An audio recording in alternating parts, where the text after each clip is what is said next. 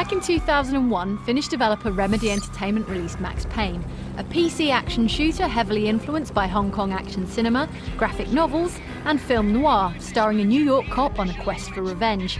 At the time, GameSpot called it one of the very finest shooters ever made, praising its incredible technical accomplishments, original play mechanics, and engaging story. The big question with any game that's been in development for so long is, was it really worth the wait after all this time? And the good news is that the answer with Max Payne is definitely yes. 10 years later, we spoke to the game's writer, Sam Lake, now creative director at Remedy, in the developer's studio outside of Helsinki. He told us how he joined Remedy just after it shipped racing title Death Rally in 1996 to work on the project that became Max Payne. When we were looking for the next project, we had several different ideas. And one of them was called Dark Justice, which was kind of this drug war kind of a setup, and that's how far the concept was when I came aboard to think about the story, and we made quite a few changes to the actual concept, and that's how Max Payne was started. We also spoke to Mattias Müllerin, now managing director at Remedy, about how he came to work on Max Payne, joining the studio partway through the game's long development process. I mean, I joined up in late 1999 when Max Payne 1 was just 6 months away, which turned out to be more like 2 years away from being done. But for about 2 months, I was business development manager, where it turned out I wasn't doing much business development. I was more like actually helping to build the entire studio in terms of just the basics you need to run a successful creative organization. Death Rally was obviously a smaller project, and Max Payne being a larger project. We not only built the game itself, we built the studio in the process as well. The budget for Max Payne was modest, just $3 million across a 4.5-year development period. The team making the game was small, with team members working in multiple roles. Famously, Lake was also the face model for the game's hard-boiled hero. We were using people from around the office, and my relatives, most of them ended up being part of the cast. My brother and mother and father. Guy who filled our Coke machine ended up as a mobster in the game, and kind of basically using all the resources available just to make it work. And then guys were going, okay, you'll be the main character, and I was okay.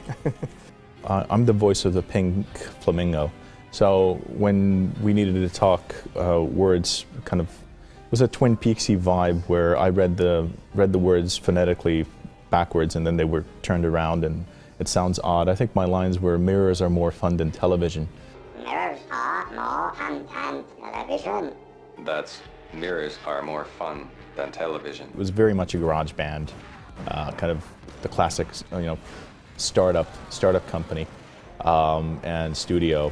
A talented team, but inexperienced in many ways, but very, very enthusiastic, kind of very hungry to prove ourselves.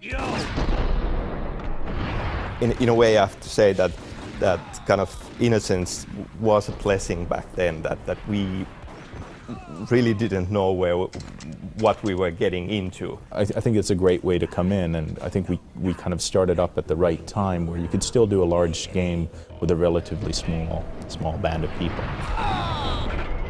Yeah, I think it would be very hard for a company or a studio that hasn't shipped a game of that scope to enter that realm, as we did 10 years ago. Remedy set out to make an action game with more to its story and lead character than was customary at the time. So in many ways, the kind of noir, hard-boiled detective, that was the starting point, and the style, how the character expresses himself with the internal monologue and things like that. He's been pushed so far into this impossible, hellish situation that everyday life sort of completely loses its meaning, and you need to look for reference points outside of that, and that kind of got me to thinking about legends and kind of gods and monsters and hell and things like that. Max Payne drew on a wide range of influences for its action and its fiction, among them film noir, Hong Kong action cinema and Norse mythology, mixed in with a heap of pop culture references. John Woo stuff like The Killer and Hard Boiled, obviously for the for the action mechanics, and then I'm a big fan personally of old hard-boiled film noir stuff like Bogart movies, and wanted to have that kind of a feeling there. As a kid, I was a big fan of Lord of the Rings, and that kind of got me to exploring mythology and Norse mythos in particular, which there is quite a lot in Max Payne. I was still on the force back then. NYPD, Manhattan, Midtown North Precinct, Hell's Kitchen. Graphic novels had a huge influence, in particular on the comic book style panels the game had in place of cutscenes. If you think about cutscenes back then, obviously, yes, they were very, very expensive, but at the time they were also kind of very limited and quite clumsy. And we knew that we wanted to tell a more ambitious story than seen in this type of game before. It's much easier to do a very, very cool and beautiful still image than kind of all of the animation. And in a graphic novel, the reader does a lot of the work and kind of invests into it and uses his own imagination to fill in the blanks. And it worked very well. We knew that we wanted to use photos as the basis, so we were kind of setting up all the panels and taking photos. Early on we did try kind of hand painting each panel based on those photos, but that turned out to be too time consuming, and it was hard to kind of make them consistent in style. So in the end we were using the photos and kind of adding filters and tweaking them, and that's how the final style came about.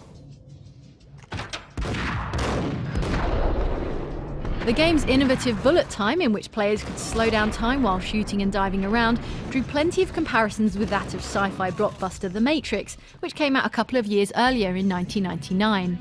It was a lucky break for us, because that's what brought this slow-mo combat to the mainstream, really. We did have the skyscraper and Acer Corporation and the lobby in there already, but kind of there may have been kind of minor tweaks inspired by Matrix very late in the project. That bullet time was one of the game's considerable technical achievements, along with sophisticated in-game physics. It's such a visual and cinematic way of kind of adding depth and adding excitement to combat. You know, playing around with the weighting of the bullets, so obviously to make them visible in slow motion, they wouldn't actually be flying as fast as bullets. They'd be flying at something like 80 miles an hour or something, but they'd have the weight of 2 bowling balls to get the right kind of ragdolls, and we'd be tweaking those parameters, and it was a ton of fun.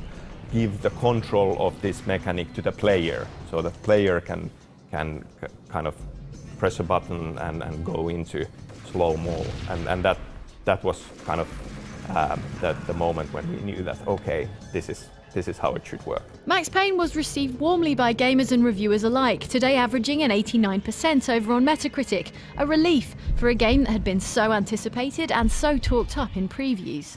Demoing the game, the queues were just getting longer and longer.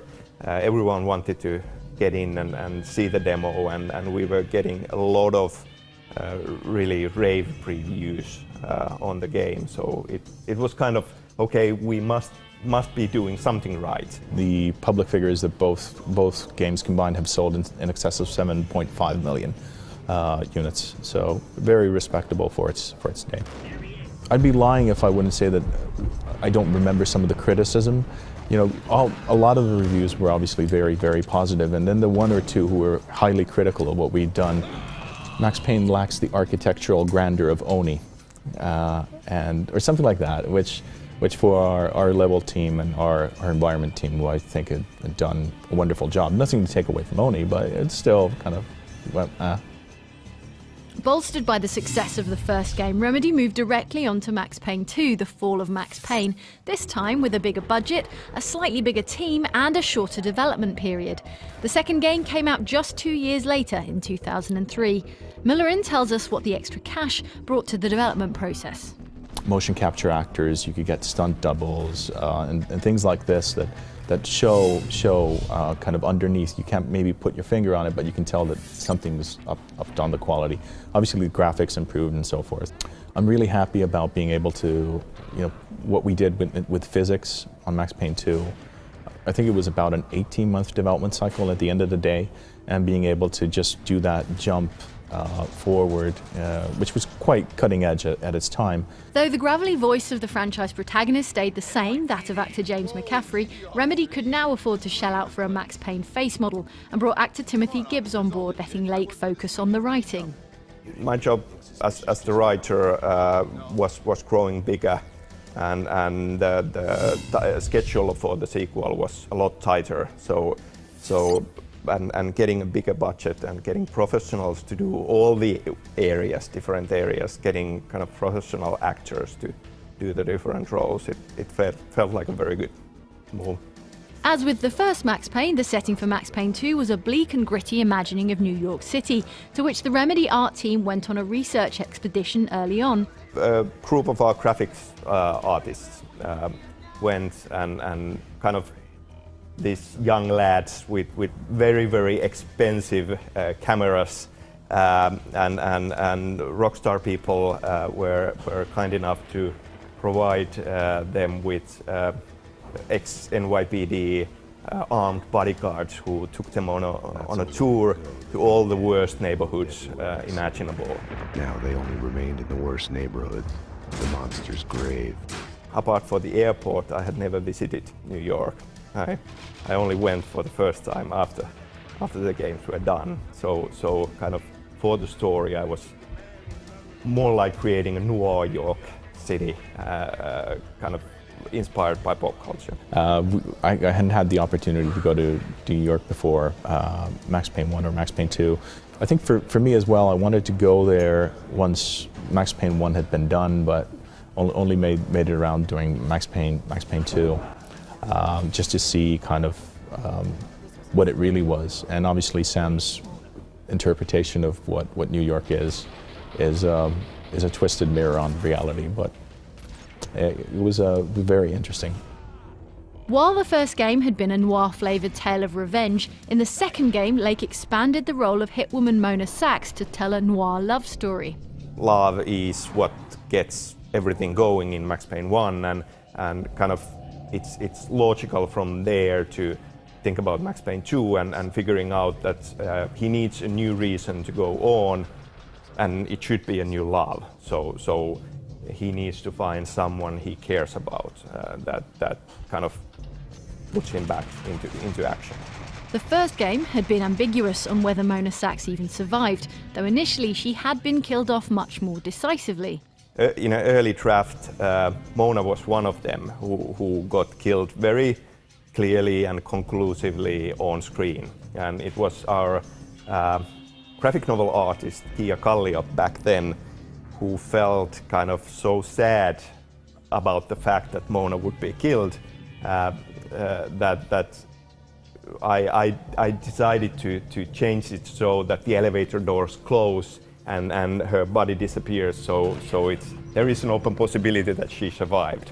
And well, it's thanks to that decision that Mona ends up in such a big role in Max Payne 2. I started getting hate mail because we'd killed Mona Sachs.